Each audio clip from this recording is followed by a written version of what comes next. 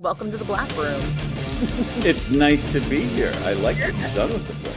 Thanks. I decorated a little bit. I can see that. I got it all fixed up for you. Very nice. Very nice.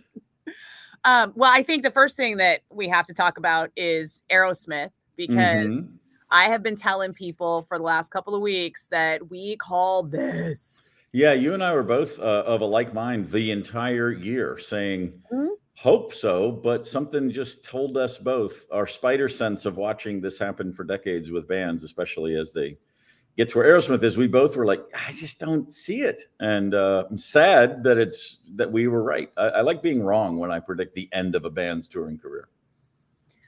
I have this kind of still little spark of hope that maybe some things will change over the next year or two, and they'll be able to say, hey, we could put something together. But if that happens, I feel like they won't be insurable for a big tour.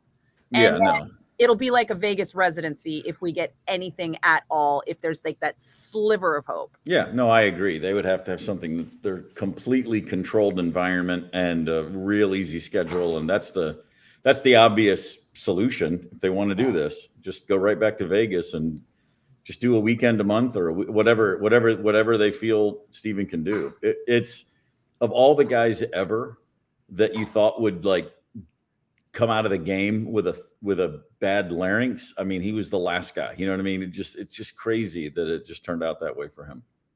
Maybe it's the conspiracy theorist in me, but I still am like, busted larynx. Like that's a car accident level injury. I mean, I don't know. At this point, it's like if he had come back and sounded better than ever, then I would have been more like, okay, what really happened? But because it is really over, I'm just not going to think about it. Well, it's also just a drag. It also kind of seemed a little sketch because 2 or 3 days before that announcement, you've got Joe Perry doing an interview where he's like, oh yeah, Steven's got some songs in his back pocket. I wouldn't be surprised if we've got new Aerosmith on the way. And then all of a sudden it was like, done. You know, I know I don't want to name names or necessarily, I don't want to put a light on somebody that doesn't look for it, but I know a family member, and he was stunned by the announcement. He's on the inside. So I don't think it was, Joe might very well have thought maybe they were probably talking about doing it. And from, just putting the little breadcrumbs together that I know, I think it was one of those things that up until they made the announcement, they really thought, I think the other guys at least thought they were really going out. I could be wrong, but there was genuine surprise and shock from people very much on the inside. The whole reschedule seemed so real that even we were like gaslighted into thinking maybe it is going to happen. It seems so completely unrealistic to think that this is going to happen, but maybe they will pull it off. And then you're like, oh, okay. Well, no, it's a drag. Yep.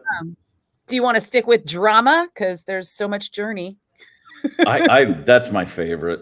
I just, what a complete clown car. I mean, and Neil Sean came out his whole statement over the weekend where it was just like, let me go down point by point by point and tell you what's happening. I'm always team Neil, so I was happy to see him respond. It's funny because I actually had to have an argument with Mike Vanderheel, who's the drummer for Y&T, and he's not team Kane, but he's team hate Sean. Okay. And he's team Valerie is what it is. He's Valerie. Yeah. So every time I'm like, this lawsuit makes no sense. He's like, yeah, but Neil sued back in 2017 or 18 or I'm like, brother, like, come on, man. One thing has nothing to do with the other. And two things can be true. Neil Sean can be a guy who spends way too much money and is difficult to get along with on tour. And Jonathan Cain can be filing a stupid lawsuit. Yeah. Remember, Jonathan Cain goes home every night to a person who speaks in tongues. Yeah. I'm sorry. The sanity meter, oddly enough, ticks towards Neil Sean in this whole thing, which is not easy. And the Yoko syndrome is strong on this one too. I keep hearing over and over, have you seen Neil's wife, spending the money, Neil's wife. And I'm like, listen, dude, the wives cancel each other out on this one. Oh my God, for her, if that, I mean, she'd have to be working at the batshit crazy world for a while to catch up to Paula. Yeah, and if I'm I sorry, man. honestly, if I had to choose between them, if it was like, listen, eternity on a desert island, choose a wife of Journey member, it's not going to be Jonathan Cain's. No, I'm not. Again, look, I grew up in the South. I'm not getting around anybody who claims to be speaking in tongues. Okay. No, stop it. Put down the collection plate and speak English to me.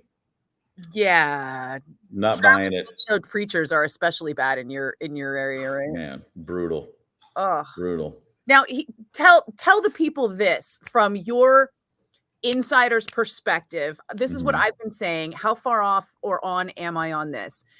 Even if it were true, even if Neil was spending $1 million per credit card, et Right. cetera, Yeah. even if we assume the worst Mhm. of what Jonathan Cain has claimed is true, um, how does that even matter? Because from what I understand, he needs to spend that money on the company credit card because all of those things that they're describing are write-offs, Yeah. right? The Right. clothes, shoes, the jewelry, the whatever, Yeah. that's wardrobe. It Mhm. has to go on the company card because it's a write-off. Yeah. In a year, when a band makes a whole lot of money because they're touring and they're selling a ton of merch that year, and then they're going to end up having to take a year off because they saturate their markets Right. some point, those years they don't make as much money. They need all the write-offs they can get in those years where they do. Yeah. Hotel expenses, if you're on a stadium tour, I mean, I'm sure Joe Elliott is not staying at the fucking Ramada, right? I don't think so. No. So And if I mean, they're coming here this weekend, and I'm just the idea that they're getting on stage and playing those songs and smiling and not, bringing it to the show. It just tells me, well, none of this was really this is all just nonsense. I mean, if the guy was truly bankrupting the band, they would not be on the road. If they were really not paying their crew, those crew guys those are not roadies. Those Mhm. are professional technicians and tour managers and production people. They would go home. You stiff Absolutely. them once, they're not going to come to you in catering and go, "Hey, dude, can you give me a loan on next week's payday?" They go home. They're hardcore professionals. There's another tour waiting for them. And it's not like they're not getting paid weekly or bi-weekly, right? Yeah, yeah, not a If chance. if suddenly there was no money to pay the crew, they would know within a week or two, and this whole thing would be off the rails. They would be off the rails. They would be off the tour. They would immediately put somebody else in there, and somebody would change plans to get on there, or who knows who it would be. But yeah, you don't the whole lawsuit where he said, like, we can't pay our people. That's when that's the first thing I read, and I went, well, this is not true. I'm sorry, I'm not buying it. If you don't pay the crew leaves. It's real simple. I'm calling bullshit on this thing in so many different ways because people don't understand how it works. And I'm like, the money does not get funneled through the business partners and then to the staff. The Yeah, business partners get paid last, right? I mean, the generally, usually, yeah. the tour money comes in and the merch money comes in and the Hmm. accountants get a hold of it. And the Yeah. accountants pay all the expenses, which includes the crew and the staff. And And includes Neil's upgrades. I mean, generally speaking, like, you might be spending some of the money as it's coming in, but not all of it, not even close to that. And whatever you're paying when it's all set, when they're evening up at the end of the year, it's coming out of your net. exactly, Neil would get billed back Yeah. for something that was not an agreed upon expense in the Yeah. business agreement. Yeah. I mean, if he spent $1 million more than Jonathan Cain, and at the end of the tour, there's $3 million left between the two of them, well, guess who gets more of that 3 million? The guy that didn't spend $1 million of it already. This is not the 1960s. This is not the Grateful Dead where Mickey Hart's dad is ripping the band off or whatever that whole thing was. These are certified accountants and business managers and people who have other clients and who would make damn sure not to throw their own career over the cliff by helping Neil Sean screw Jonathan Cain. Like, when you're dealing with lawyers and accountants, you're not their only client. They won't throw away their license and their reputation for you. It's like, no, they're on the up and up. And if you're at that level anyway. So here's my last question. Because of the nature of the industry, there are a lot of allowable write-offs that most people would not consider. Nowhere near as many as there used to be, man. The 90s was awesome. Fair. Every penny spent in the day, it was all research. Every magazine, every book, every movie you saw, research. I'm a touring musician. I got to keep up with the ongoing trends. It was awesome. I'm still writing off my cable bill. Yeah. Well, sure. Yeah. Oh, yeah. Make no mistake. And I think that people don't understand that those purchases have to go on the company card in order to be write-offs. Yeah. And then the accountants take care of all that. Yeah. But when you have a lawsuit, all of a sudden your accounting becomes public record. Mm-hmm.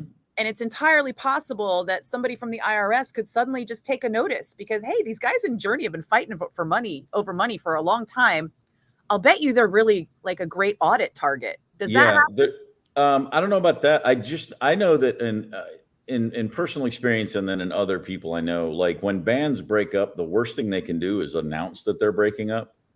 Unless you're REM, unless you've taken care of business from day one and you're all set and you don't have any outlying anythings, you can say, hey, we're done as a band. Thanks. It's been great. 90% of bands that come out and say, we're done. Let me tell you what immediately stops: royalty payments. That's how it's been for decades. If you announce we're finished, therefore we're not touring, therefore we're not making new money, you're not going to want to pay lawyers to go after your label to get your money that they owe you. And they have lawyers on retainer who will just hang on to it forever. It's the oldest. I mean, it's organized crime. I think I heard that from you first. And when a lot of bands, you don't understand. It's like for the business side of things. I mean, unless you're clear, unless you have no concerns, and unless you signed ironclad contracts, and unless you really know what's going on and you trust your attorneys, et cetera, you can always find. You think the biggest problem you have right now is you just hate your band? Well, wait till all the money stops overnight because the world knows you're not going out to make more money to afford people to go get you the money you're supposed to already have. Ouch. And it looks like that's what's about to happen because they just canceled their whole European tour. Oh, Journey did? I didn't see that. Yeah. It's bad. Yeah. And before the European tour is a Japanese tour that hasn't been canceled. And that could be, I mean, who knows? Maybe it is a great way to get out of a tour that's not selling well. I mean, but I'd be surprised if, European fans, they keep coming back, man. So of course, Jonathan is blaming the cancellation on the lawsuit. He's like, I had to sue Neil and now we're having to cancel Europe because Neil is making everything so hard for us to function.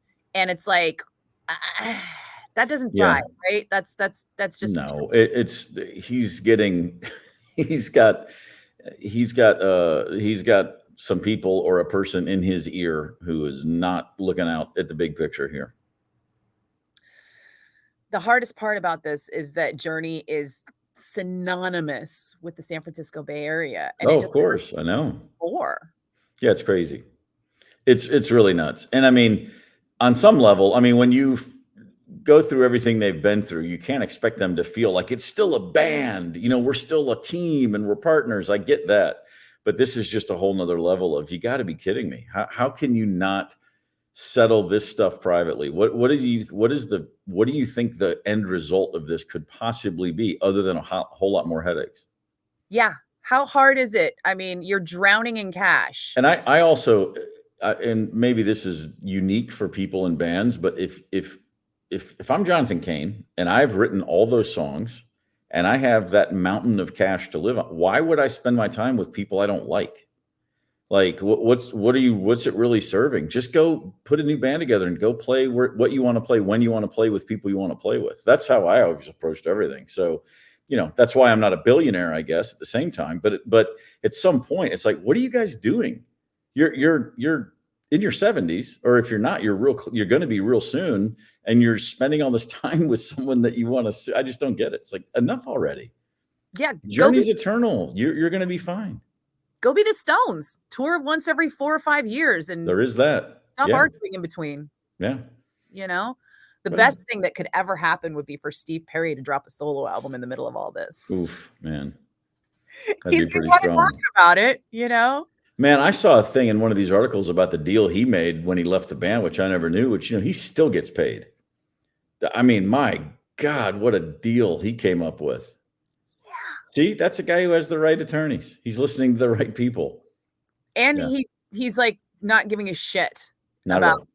any of the fame. Like clearly Neil and Jonathan are needing the fame issues. Yeah, I think so. That this is all still happening. And Perry was like, best thing I ever did was tap out of that. No question. So now the last question I had is Foreigner is going into the Rock and Roll Hall of Fame October 19th, and nobody in the touring Foreigner camp is eligible. Right. Because they weren't there. They're not part of the Rock and Roll Hall of Fame. And they've been on the farewell tour. I think I've complained about this once or twice. They've been on the farewell tour for at least 2 cycles now. We've had him at Shoreline and we've had him at Concord. And Jeff Pilson, who is the former bass player for Dokken and now the bass player for the Foreigner touring band, said that this farewell tour has no end date. Yeah, right. Yeah, that's pretty great. Well, I mean, by that thinking, every band on earth is on a farewell tour, I guess. Yeah, and the real killer is that it's like, obviously, there's going to be a boost in Foreigner nostalgia when they go to the Rock and Roll Hall of Fame. Like the Rock Hall automatically, it's like winning a Grammy used to be. It automatically gives you a big boost. Sales-wise across the board, and they're going to tour for at least another 2 years. Sure. Do fans just not give a shit anymore? No. I mean, I think, we are all in, we're all at various levels of the sunset lap of our life. And if the music that you loved when you were 18 is readily available and it sounds kind of like it used to, I think there's a lot of people with $300 in their pocket who are like, hell yeah, I'm going to go get me some of that. And that's never going to go away. That is facts. And I think that I have to let it go, which is something I'm working on. And that the vocal minority are the ones who are like, no original members, heard of her. With the case with a lot of these bands is if the original band got back together, they'd be nowhere near as good as the band that's out there working hard to be the band. There is a moment in a lot of bands and musicians' lives where they're just not going to put the same effort and energy into it every night. I mean, there are bands out there touring with, if not all, at least key members and significant original members who are just going through the motions in a way that no second and third stringers would ever do. The guys in Foreigner now, they're trying to be Foreigner. And the original members are just kind of old and being like, you still want to hear this? Okay. I don't know that about Foreigner. I'm using that as an example. But there are plenty of bands that you go see them and it's like, no, they needed some new blood. And sometimes a complete transfusion is probably better than what would be there if it was still a couple of original guys and a bunch of who the hell are theys? The complete transfusion. Yeah. It happens. That's going to be the title for the podcast. There's the old joke. Who was it? It was one of Larry the Cable Guy. The only thing he ever said that I thought was hilarious. He said he went to college in the South, I think at University of South Carolina, and he said my 25-year college graduation, my fraternity had a reunion, and he goes, we were going to get this Marshall Tucker tribute band, but they were so expensive, we ended up just getting the Marshall Tucker band. And I just fell out of my chair, and I was like, you get those old bands back together right now. I mean, you'd much rather see younger guys who are just dying to be there and still trying to earn their key, like, oh my God, I love and respect this music so much. The people that made it 50 years ago, 40 years ago, they're like, hey, it's still a paycheck. Again, not everybody. I'm just saying there's a chance. There's a chance. I mean, the Zombies have been touring for 70 years or whatever it is. Now they're an exception to every rule because Colin still hits every note, and that makes no sense. That guy, I haven't seen him in 10 years, but I saw him a few times in the last 15 years, and I stood there just in disbelief at how amazing he sounded and the band sounded. There's still 3 of the original guys. They were incredible. See, now I wish I'd seen him. I was always like, the Zombies, what? No, that Colin is still just last I saw anyway. Well, it's been a while, but yeah, that was one of the exceptions to the rule. It's kind of like You know who else? If you go see Squeeze and Glenn Tilbrook still hits all those notes, and you're like, what is happening? How are you doing that? You know, I mean, there's a few of those singers, they're hitting their 70s and they're still getting all the range. It's incredible when you see it. I remember Rob Halford telling me that his upper register kind of went away for a while and then all of a sudden came back. So I don't know how that vocal instrument works, but. Well, you know, we haven't spoken really since the Stones did their tour. Mick has never sounded better on stage than in 2024. I don't know if you saw them this time around. I didn't go. Okay, I didn't go. But I'm watching YouTube clips and my jaw is just dropping every time. He sounded incredible. Not trying to be judgy, but I really thought you were going to go. Well, you know, it's been a summer. Like I'm telling you, been a lot going on, man. All right. I'm not gonna hassle you. I thought for sure you would have gone, and I was gonna do like a whole podcast of nothing. My intent was to see them in Chicago, and somewhere between another bout with COVID, which was brutal this time, shockingly enough, and then right when I got over it, my wife got it. So we were just taking care of each other for like almost 3 weeks total. It was bad. It was like, whoa, you got to be kidding me! Still again. And then just other things, and it's just this whole summer.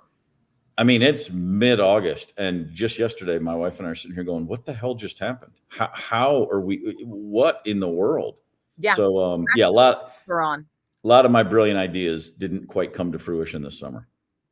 And I can't catch COVID. I went to Comic-Con, where it's like, you know, nerds everywhere. Yeah. And my friend who I stayed with, went to the convention with, and then saw a Deadpool movie every night with, tested positive, and I still didn't come down with it. Oh my God, that's amazing. Yeah, I've got some kind of super immunity or something. Clearly. I caught it once at a Metallica show and then never again. Oh, they are here this weekend in Minneapolis. I think so. It's a game time decision. You know, stadium shows are hard work, man. Parking comes through, you'll go. You know me very well. It's all about the parking. If I can I know a guy. Oh, I will let you know. It's really just going to be, they're sandwiching my birthday is what it is. So they're here Friday and Sunday. Saturday's my birthday. Got friends in from out of town. There's a lot going on. So it's going to be like, if I make it, it'll be Sunday night, and Sunday nights are tough because Monday morning comes early. We'll just have to see what happens. Well, happy early birthday. And thank you. Tell me what you got coming up on the show tonight. Tonight on the show, for no particular reason, we're going to talk about rock star dads, including Lars Ulrich, and just the impact of the child years, the dad years, I should say, on a lot of our favorite rock bands. Oh, yeah, it made a very big difference, especially with Metallica. Yeah, it certainly did. And now their kids are opening for them practically. You know, they're doing the in-between night. Are you going to see the kids? That's something you could do. The kids usually play the in-between night on the Saturday night. I did not know that part of it, so we'll see. Yeah, Otto and Bastardane, right? So Bastardane has one of James's kids and one of Lars's kids, and Otto has one of Robert's kids. Okay. And so those two bands will play a club. They'll be in the club. Okay. The night in between. That is my birthday night, so I can't make any promises. Yeah, no. You know, there's other things on the docket. Just putting it out there. Yeah. All right.